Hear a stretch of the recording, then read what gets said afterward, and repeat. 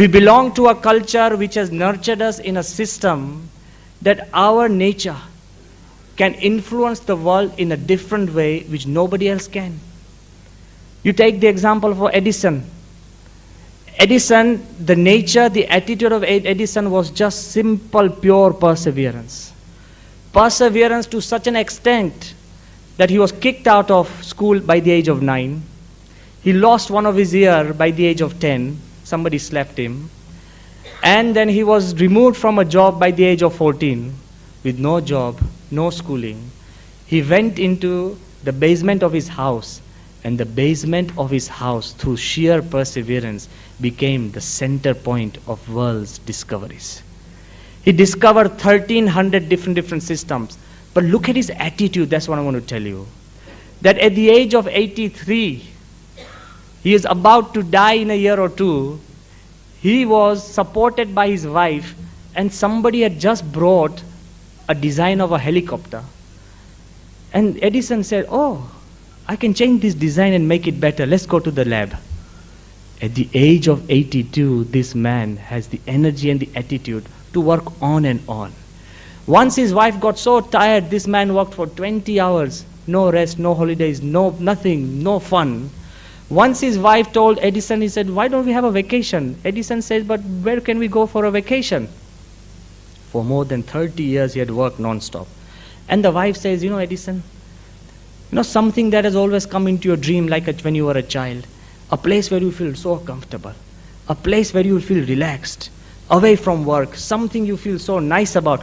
Edison said, that's the exact place I know. Next morning, they packed a picnic bag. They took everything for relaxation. Edison took hold of his wife and took her into the laboratory. He said, this is the place. This is the place that comes into my dreams. This is the place where I feel most relaxed. And when business people tell me that, Swami, I need a break from business, from home, I think you need a break from your attitude.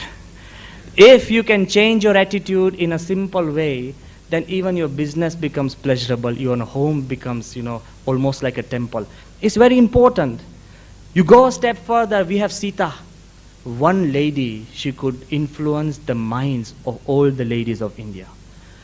We met a psychologist and he told us, Swamiji, one of the reasons why divorces are less in India, it is because of the mindset of the Indian women.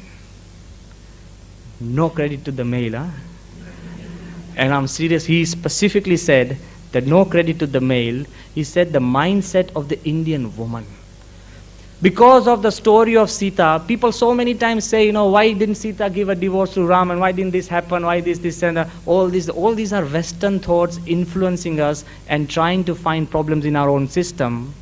But because Sita remained faithful to Ram in the trials and tribulations of all her life, through that generational impact, the Indian women have learned to tolerate much more than the common lady in the outside world. We have a system where individuals can influence global attitude, individuals can influence national attitude. This is a system we live in.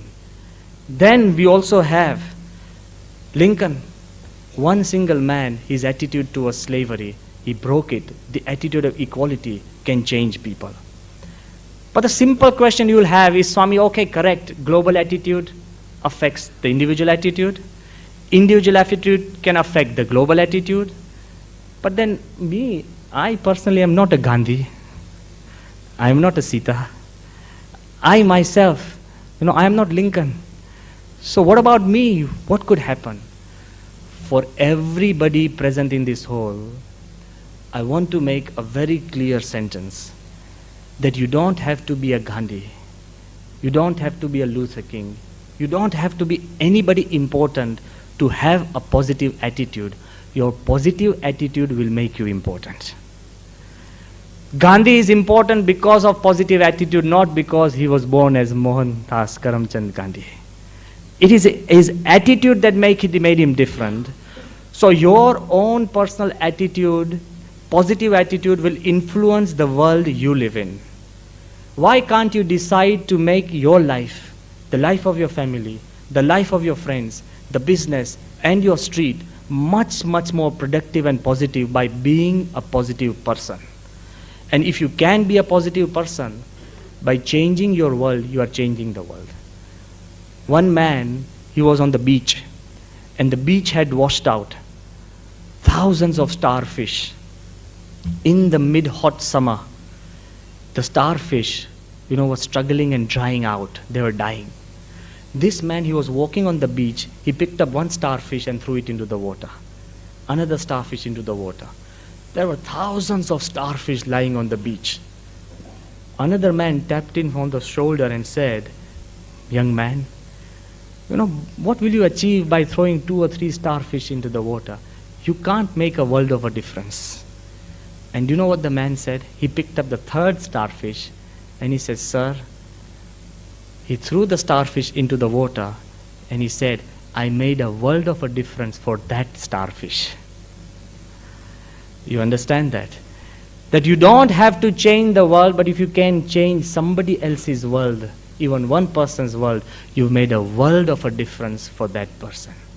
It's very important that we understand this and start being a positive person now and in the future. How positive? It is said in the title itself that positive expectation attracts positive results. But the problem is, you have to start first expecting something positive from yourself. Everybody starts expecting positive from everybody else. They say, "Yeah, you expect something positive from me, then I'll give it to you. Don't expect me to be positive about you. I'll expect positiveness." Yogiji Maharaj, Pramukh Swami's guru, he was once in Bombay, and he started talking about sharing, that everybody should have Surat Bhav, meaning intimacy, and we should share and share alike. So one poor man, he stood up and he said, "Swamiji, I'm a very poor guy and all these people are businessmen. Tell them to share their money with me." It's not a tricky situation, it's a right question. He said, "Share and share alike." And you know what Yogiji Maharaj said? He said, the quality of sharing is that if you have half a rotlo to eat, is to break it into a half and give it to other person, eat only half. That is the quality of sharing.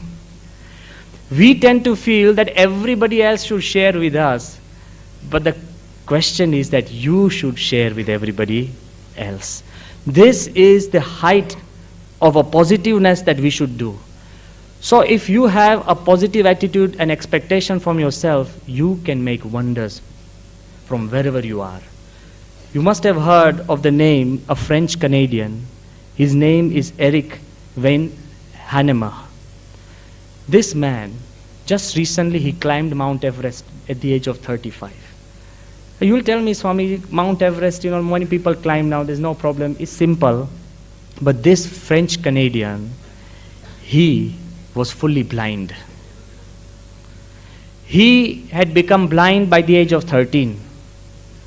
That man decided that he wanted to climb Mount Everest, and just last year, he climbed Mount Everest all on his own with somebody to just guide him. And see the power.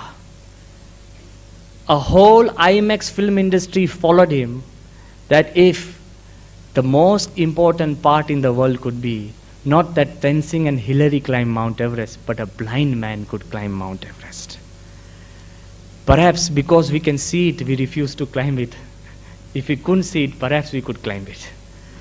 Sometimes our own fears defeat us much before than the real challenges. But I wanted to tell you that a blind man, if you could muster up enough expectation from himself that you could climb Mount Everest, then there is no distance that you cannot assail. You have to start expecting positive results from your brain.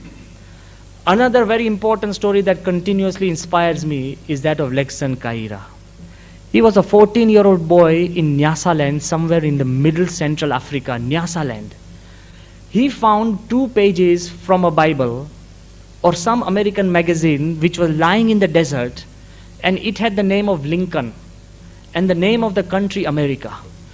So he took these papers to his mother, a very primitive tribe, and that man, little boy, told his mother that, "Mom, you pack me a lunch, I want to go to America."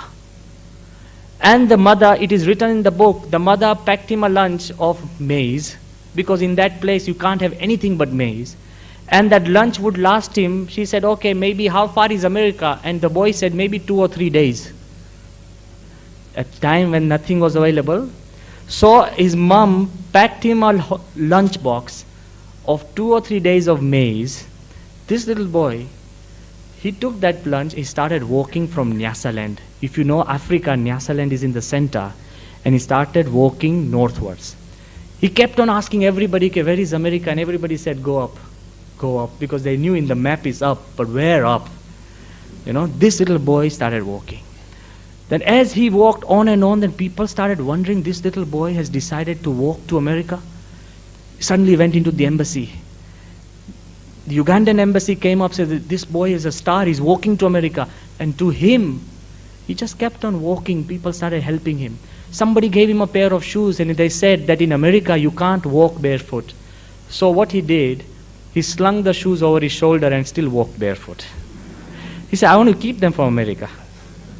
This Legson Kaira, a 13-year-old boy, he started walking. For 2 years he constantly walked. And he reached Cairo in Egypt. The whole world stood shook. Then Yugoslavia came up, Bulgaria came up, Russia came up. That we'll take you in one of our university, you study here. This guy said, but I've started my journey to America. Until he reached Cairo, he did not know how far was America. And perhaps that is why he walked. You know, sometimes it's our own knowledge that really destroys us beforehand. And when he landed in Cairo, young children in American schools, they started gathering money to sponsor this little boy, a black African, into America. And he was flown to America, where the children received him. He studied there. He became a PhD in political science from Cambridge University. And he himself has written a great book called Looming Shadow. And I've also had the pleasure of meeting him. Imagine the attitude of a young boy that he could walk right to America. But if he had the attitude, the whole world came forward to help him. The attitude is to expect from yourself first. He expected that I can do it. He never expected help from anybody else. Expect from yourself. If you've heard of Michael Johnson, the famous runner, who got 2 gold medals in 200 and 400 meters, before the final Olympic race, you know what he said? Everybody was on the track training and hard, heaving and working hard and everything. Michael Johnson, he sat in his hotel, and in his mind he said, I ran the 200 and a 400 meter race almost 100 times, right from the shoot, right from the first hit, right from the finish line. I ran over in my positive expectation in my mind 100 times. And then he said, then what happened? He said, then the real thing was a reflex action. What we tend to do is work out in the real thing and the rest becomes reflex action. He said, I did it so many times in my mind that the real thing became a reflex action. That's how, if you positively expect from yourself, you move ahead. The greatest story that we have in our scriptures is that of Nachiketa, a young boy sent to hell by his father's misdeeds. And when that boy goes to hell, he never complains about his father. Today, if you do something to your child, it's in the newspapers. Everybody is knowing about it. Here this child, he is pushed into hell by his dad's commands, and he's waiting at the doorsteps of hell, waiting for the king of death. And you know what he thinks to himself? Listen to this so beautifully. He says, Om Bahuna Memi Prathamo Bahuna Memi Madhyamaha Kim Swim Madhyasya Kartavyam Yanmayadya Karishyati. He says, okay, I'm going to hell. Look at his attitude. That when I go to hell, should I be a third grade person there? Or should I be a second grade person? Or should I be the best in hell? And then he decides that even if I go to hell, I still should be the best in hell. Can you see? Even if you fail, you should still be the best amongst failures. I'm talking about it, that such an attitude was in this boy's mind that the king of death, when he meets the child, and he tells the child, what do you want from me? And the child says, I only want one thing from you. And he says, what? Give me the knowledge of defeating death. And the king of death was also a sportsman person. There was a time when he could teach him the technique of defeating himself, and Nachiketa came out with it.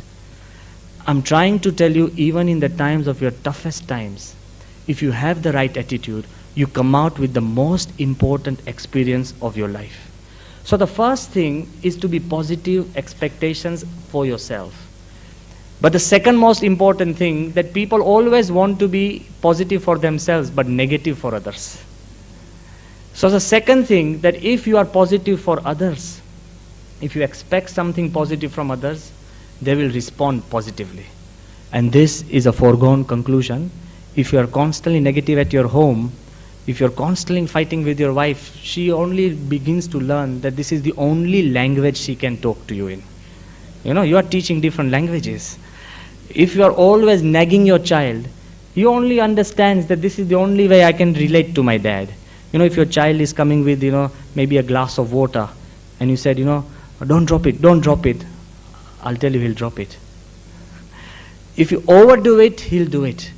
It's very important that you start having positive expectations from things around you. When Dr. President Kalam came to meet Swamiji, he said, Swamiji, I am a nobody, I am a son of a fisherman, but because all my teachers and professors kept on expecting positive things from me, I became the president. Imagine, he himself has said that constantly my teachers, constantly my friends, and this is what made me into what I am. Otherwise, I am a nobody.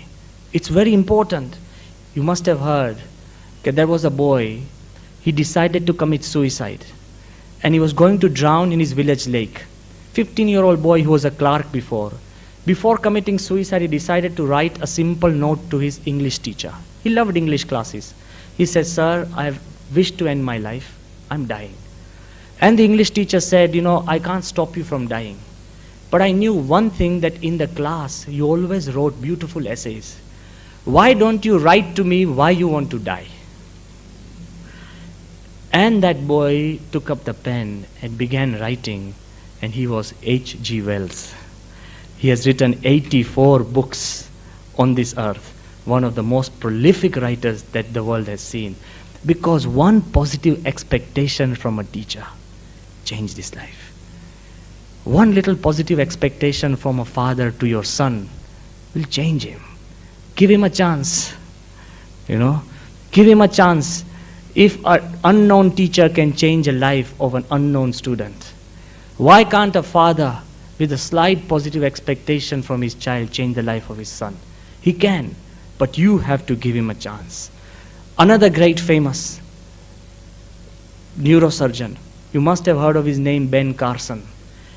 He attended a big, giant neurosurgery conference because he had performed a 23-hour neurosurgery operation, splitting a child, two children which had a single brain. You can divide the hands and the feet and everything, but to divide the brain without a single dying. So he performed a 23-hour operation. Ben Carson, he's a black man. And when in his honor everybody had gathered to praise him, he raised his hands. He says, can you identify the hands?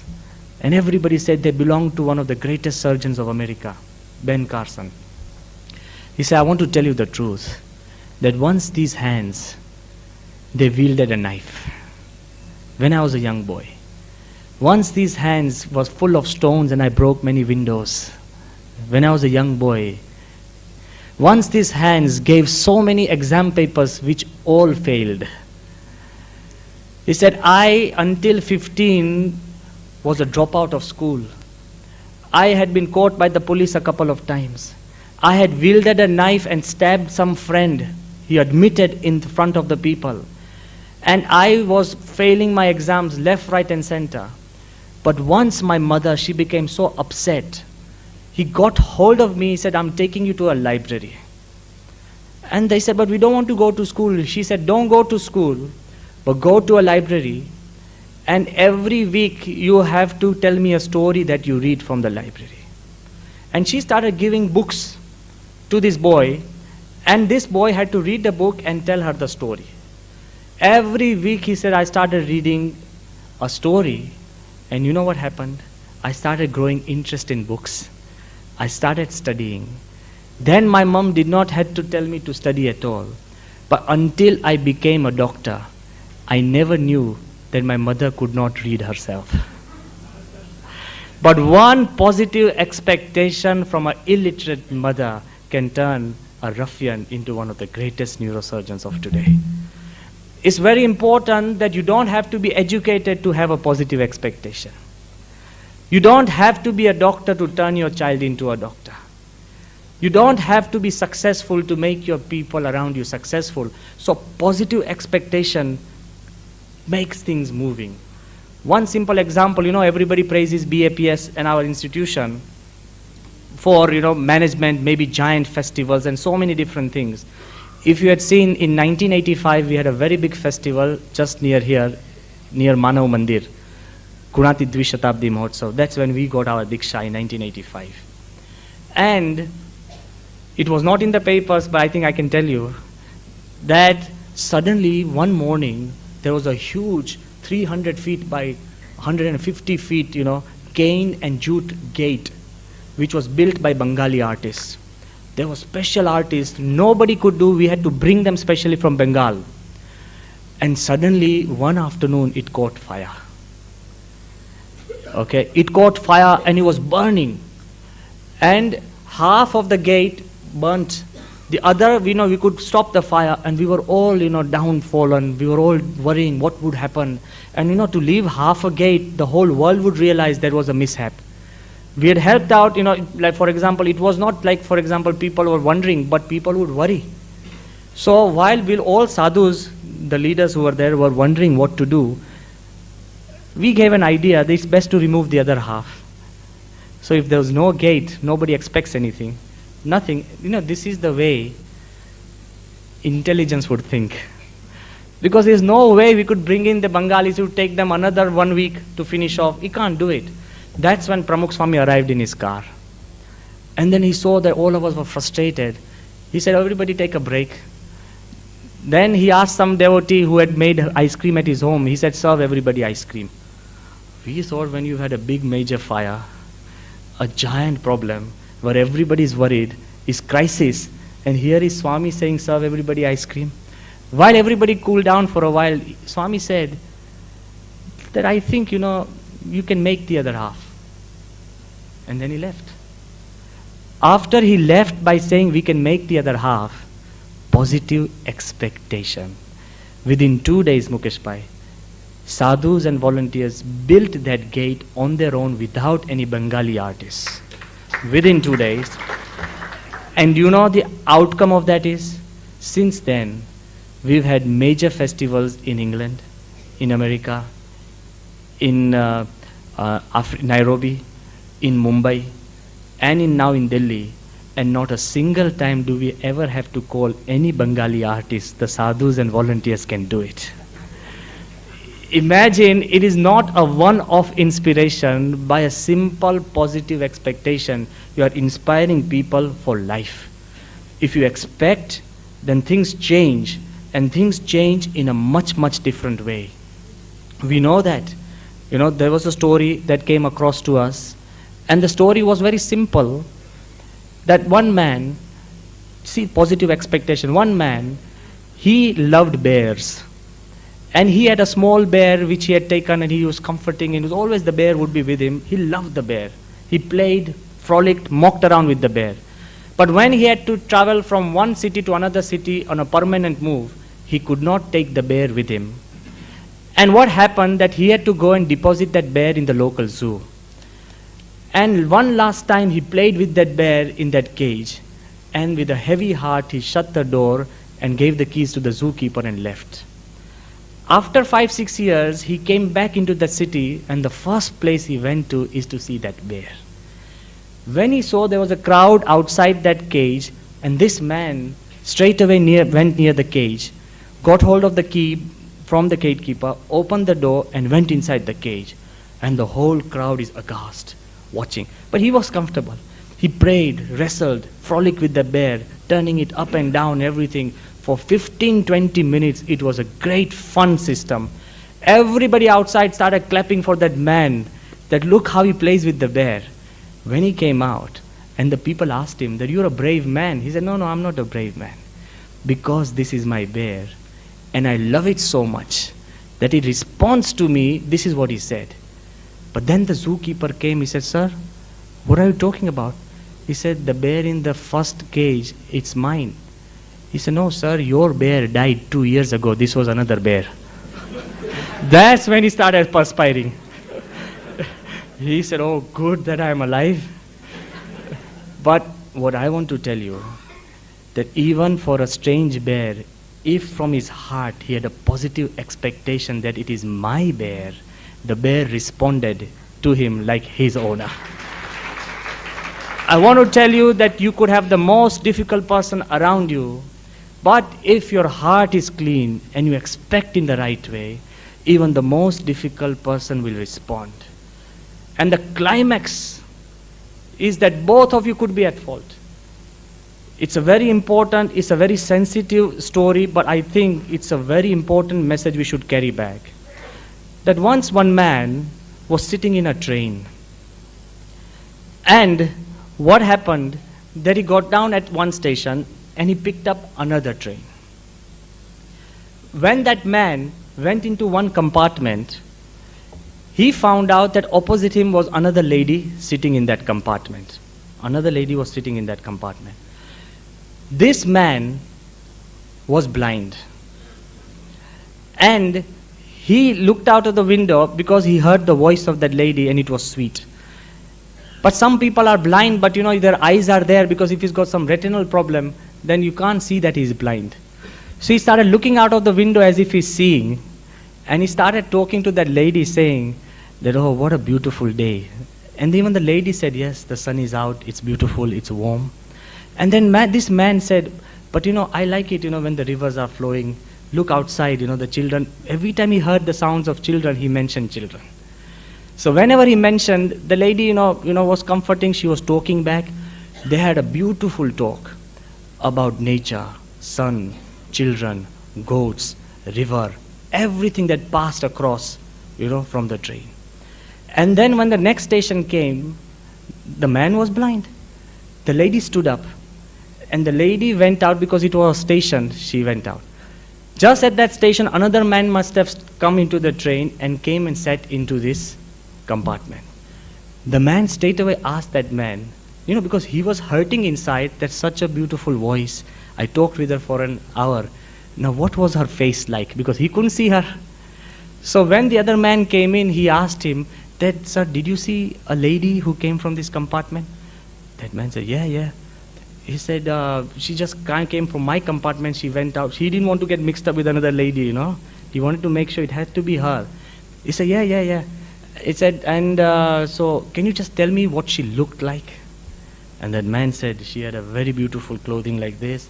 She looked very beautiful. She was a very good-looking lady, very kind, generous. He said, that's exactly as you describe her. He said, yes. But there was one simple question. He said, what? I think she was blind.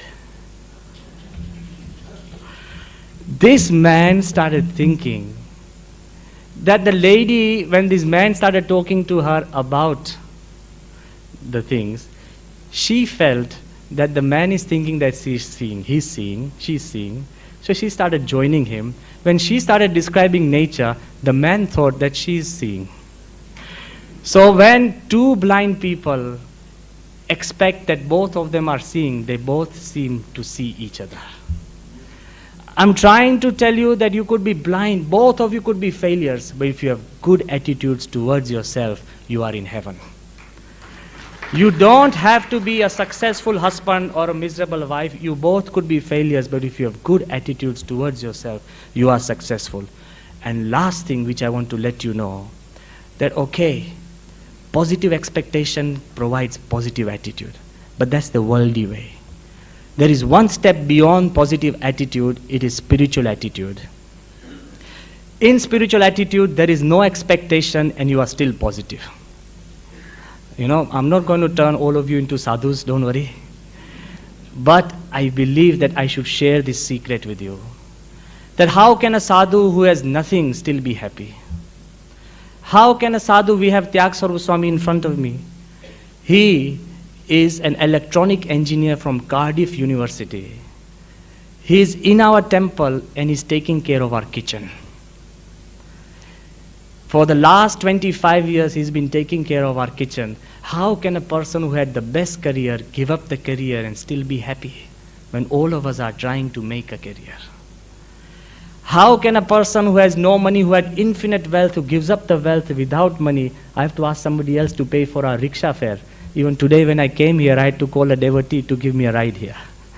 How can a person or people who have nothing and no possessions still feel comfortable and full inside themselves? It's a spiritual, trademark, patented secret of India and India alone. Nobody in the world and no culture in the world can give you the highlight of this inner secret. It's a secret that even if somebody is negative to you, even if you expect something positive and if you still fail, even failures you can turn into success, because even failures can give you joy. It's a very tricky situation, I'm telling you, but spiritual attitude, the laws there are totally different. The Vedas say, Isa vasyam idam sarvam yat kincha jagatyam jagat tena tyaktena bhunjitaha ma grudaha kasya swittanam. He says, give things up and everything becomes yours. What a logic. The Western world tells you, whatever you grab is yours. The rest, for the other hand, grab it again. This is the logic. Here he says that whatever you hold on to you doesn't remain yours. What you give up becomes yours. The laws are slightly different, but they keep you happy at every junction of life. The spiritual attitude of Buddha was different. Once he was sitting in meditation and one of his cousins, he fired an arrow and hunted a swan. The swan fell into Buddha's lap with the arrow inside the swan. This hunter came up to Buddha and said, in the meantime Buddha had removed the arrow and healing the swan, and the swan was quite getting well. And the hunter came up and told Buddha that this swan is mine, you give it to me. Buddha said, the laws in the spiritual world are different. In the material world, he who earns takes and keeps the belonging. In the spiritual world, you shot and tried to kill the swan, so it does not belong to you. I saved the swan, so it belongs to the guy who saves. It's very important that the world in the spiritual world is different. It keeps you happy even at a sacrifice. You don't have to do everything, but if you can sacrifice something, you become happy. We have the story of Ramanujacharya. When his guru gave him a mantra, he said, I'm giving you the secret of the secret of the secret mantra. And Ramanujacharya said, Guruji, what would happen if I chant it?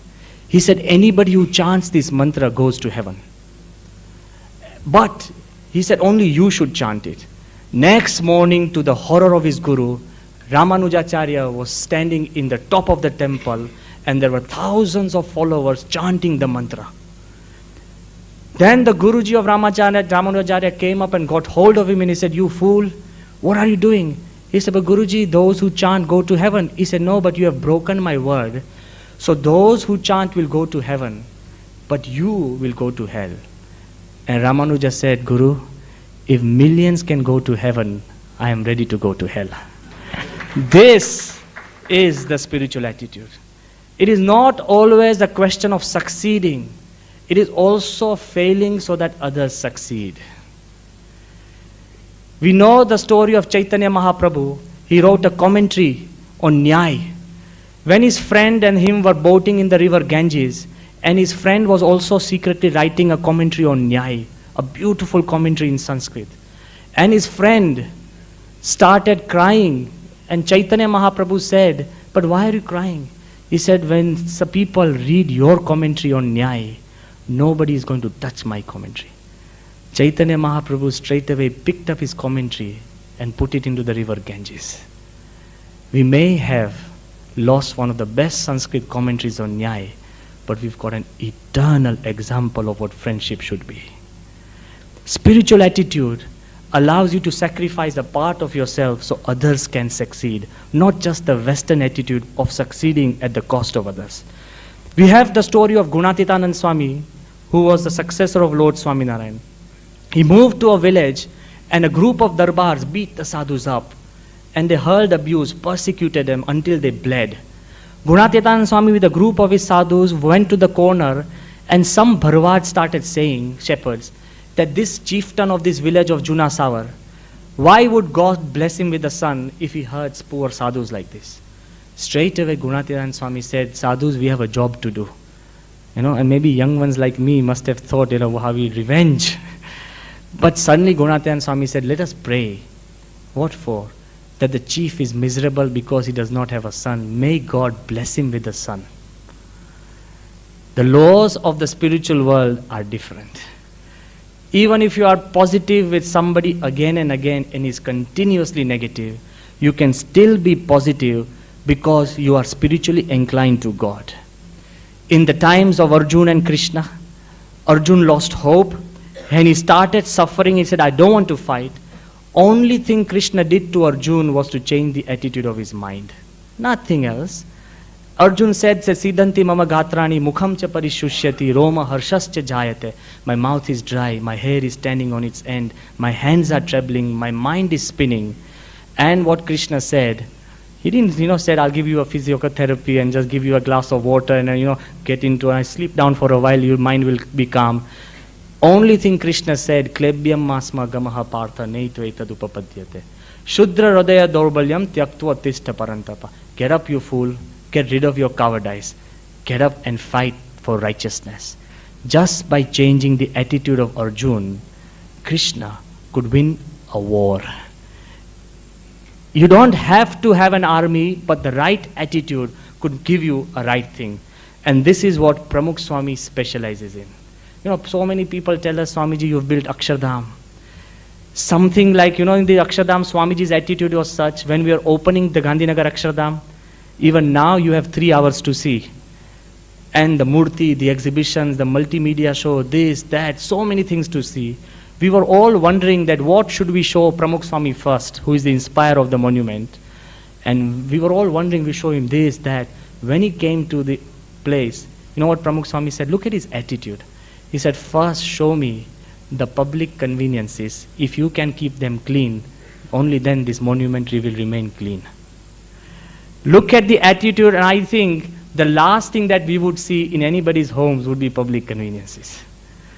Pramukh Swami's attitude is such that you have to start at the bottom to reach to the top.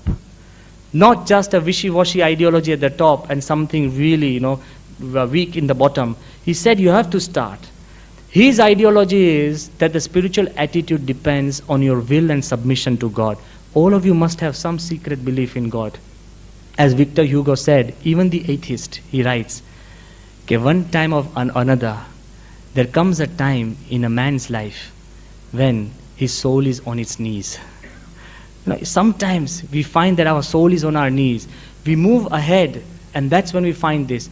Pramukh Swami always believes that whatever happens, happens through the will of God.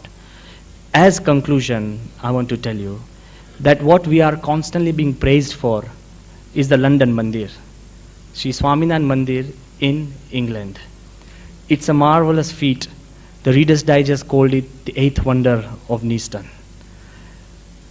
Then they were searching for 70 biggest wonders of the world, and they put it down in the 70 wonders of the 20th century. Then the Guinness Book put it down 3 rows in a commitment. It's a beautiful place. Nobody can do anything better about it.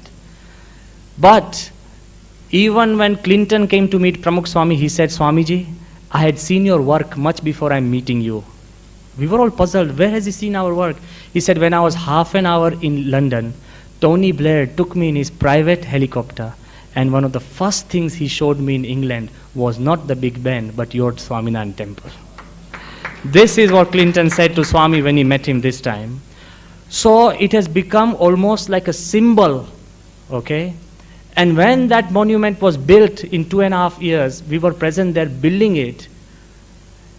The French newspapers suddenly brought out, you know, French and England have always had wars, because French always say the sun never set on the British Empire because even God could not trust the British in the dark. So he always had to keep focuses on the British. So the French newspaper, after the London Temple was built, the French newspaper Le Monde brought out an article on the London Temple. We never told them. It was all natural. And do you know what they wrote as the title? The Empire Strikes Back. And they wrote, for 200 years the British ruled and ruined India. And here, what a sweet way India has taken revenge by creating a beautiful monument in the heart of London. They wrote that the place from where the kings and queens of Britain has ruled, Piccadilly, that's where they took out our Murti's procession was taken out from Piccadilly. Not only that, but as you know, that the Protestants are firmly non-believers in Murti. And Prince Charles by default is the defender of the faith of Protestants. But the climax was when Prince Charles came to our London Mandir, he willingly performed the Aarti of the Murtis. And after that, the Archbishop, James Carey, he came up and he also performed the Aartis of the Murtis. And they said it is so beautiful that we want to be present, and all this went along. That is one thing. But I want to tell you that if I had to term our London temple, it could be one of the greatest failures of BAPS. If I can be honest with you, that we had searched, we had a very derelict piece of land in Neasden. Neasden is the most rundown. If you go around, it's like, you know, maybe Gomtipur or some other place which is almost rundown. Neasden is the most rundown area in the whole of England.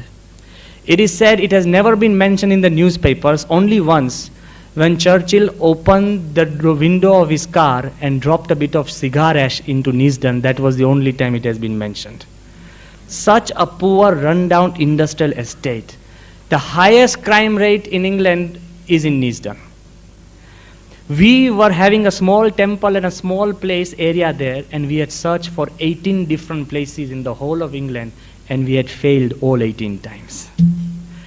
We got a land in Harrow, and the neighbors started going against us, so we collected 40,000 signatures for the support of the project, and one of the best barristers, Lord Silso, who had represented Ian Botham in his case against drugs. One of the best, a barrister was representing us, and we lost. I'm going to tell, and this is the truth I'm telling you. Every Indian in England felt that this is the biggest failure that BAPS is facing. Even we felt it, except Pramukh Swami. He said, we have tried our best, but I feel that the Lord wants to sit in Neasden, so let's build a temple in Neasden. And because of faith and devotion, what was supposed to be one of the biggest failures, the temple has transformed the entire area. And the climax was that after the temple was built, and we have, Sonana Kadash right at the top, 2 black young children came to our temple the 3rd or 4th day. And he said, there must be some magic in this area. And we said, what? He said, 2 nights ago, we decided to climb the top of the spire and remove this golden kadasha, because the black people are experts in that. But when we were starting to climb, we felt certain vibrations that we shouldn't do it. So we have come to tell you that we won't do it. Imagine, I'm just trying to tell you what started off like that, and now the climax is almost 2 million people visited every year. And just recently we got a message that the Queen is thinking of celebrating her 50th golden anniversary as the Queen, and she has decided to visit 2 most important places in England, and one of them is going to be Sri Swaminarayan Temple. I just want to tell you that if you work with spiritual faith and leave it to God, even your failures become successes. So as the conclusion, that the greatest discovery of the 20th century, according to William James, is not the computer, not the rocket, not the train, not the steam engine, not anything you see, not even the silicon chip, not even genetic engineering. He writes, the greatest discovery of the 20th century is that man can change his life by changing the attitude of his mind. If you can change the attitude of your mind, you can change your life, and you can change it by understanding others. You can change it by self-introspection. You can change it through prayer. When Gandhi was asked that you're such a small man, when you sit in prayer, do you think you can change the divine mind? The cosmic mind, a simple mind, do you think your prayer can change the cosmic mind? And you know what Gandhi said? That I know I cannot change the cosmic mind, but at least by praying I can change my mind. If you start praying properly, you learn to change your attitudes. And Pramukh Swami very often says that towards your own self, your attitude should be of self-introspection. Towards your family, your attitude should be of sharing. Towards others, your attitude should be of love. Towards God, your attitude should be of faith. Towards your past, your attitude should be of forgiving. Don't carry your past with you. Leave it behind. Towards your present, your attitude should be of living. And towards your future, your attitude should be of hope. If you have positive, hopeful attitude, then if the whole world is negative, you can still succeed. I want to tell you that don't tire. If your whole family against you, have a positive attitude, you will succeed. If everybody in the business is against you, have a positive attitude, you will succeed. If the whole world moves against you, your positive attitude will help you survive. My only argument to you is this. When people tell me, Swami, everybody is corrupt, why can't I be? When they tell me, Swami, everybody is crooked, why can't I be? Somebody beautifully said the earth is not flat or round, it is crooked. Forget about the argument. But he said, everybody is crooked, why can't I be? My only argument to you is that if the whole world is blind and you are the only one with eyes, should you poke your eyes out as well? Or should you lead the world? If the whole world is limping and you are the only one with 2 good legs, should you chop off your leg as well? Or should you help and guide them?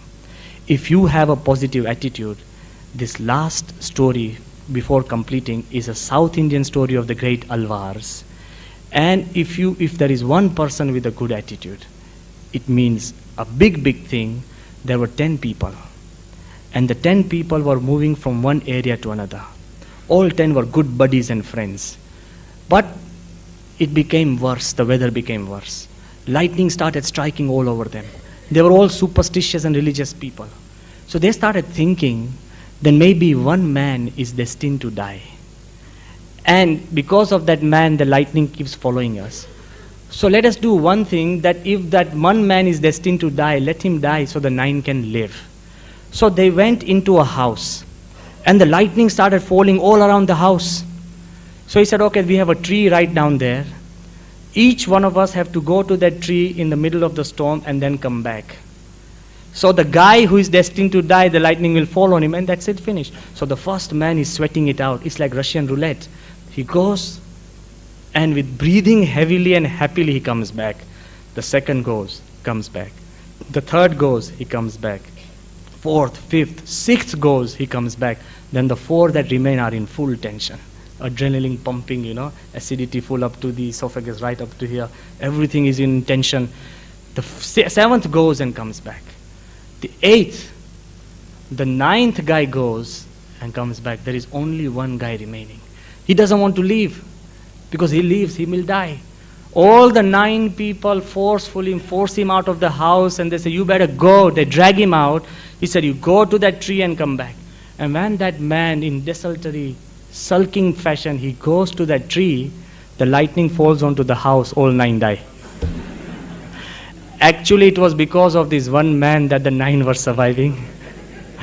So, if you have one guy with a positive attitude, It is perhaps because of your positive attitude that your family is surviving, your business is surviving, and one positive person like Pramukh Swami, perhaps saints like him are the presence why the earth is still surviving and happy today. So I just would like to pray again and again, that I really congratulate AMA for the great successes you have done, but the greatest spiritual attitude you have displayed is by sacrificing that award for somebody else.